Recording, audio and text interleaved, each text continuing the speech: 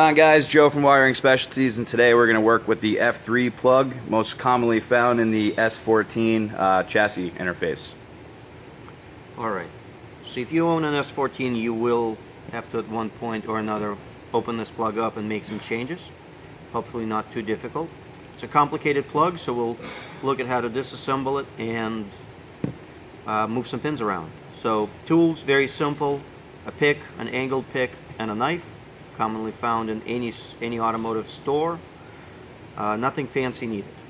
So to pop the cover, there are two little ears that can be pushed up. Release. Open up the wires. To make it a little bit easier to work on the terminals, we can open up the tape on the wire harness. Nice and easy. Free up some wire, and now we can clearly see two types of wires. We have the fat wire side and the skinny wire side, both retained differently. So to remove or install a larger gauge wire through a terminal, we have to remove this latch first. Very simple. Pick goes in, comes out.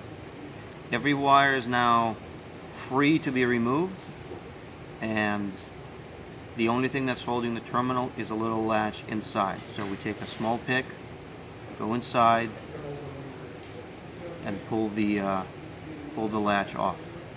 And now the terminal is free. Same thing to install. Goes right in. Here, click. The latch goes back in. It will only go in one way. Make sure you latch it all the way down with a click. Otherwise, this plug will not seat itself. Moving on to the thin wires, it's a little bit trickier. We need to go back to this angled pick, and we need to release the gray latch that's holding the terminals in place. So go in there real quick, use a nail to hold the thing up, get the second one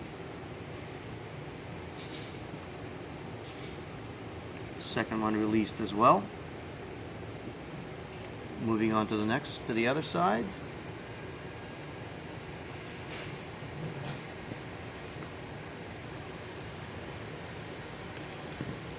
There we go. So now the wires are released. We can see all the latches holding the terminals down. They will not come out unless released. Keep in mind that this gray clip is split in half. So if you are moving wires from one side to the other for repinning a JDM or RB25 clip, you will need to pull the wire out and reinsert it through the other window. But when the latch is up, we need to use a small pick, go underneath the latch, and pull the wire out. A little bit more force. Once again, we've got to go in on the side, release the latch,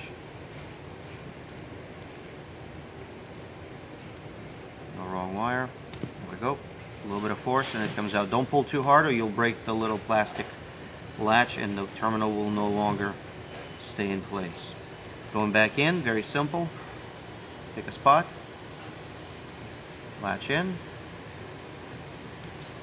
push the terminal in, push this terminal in.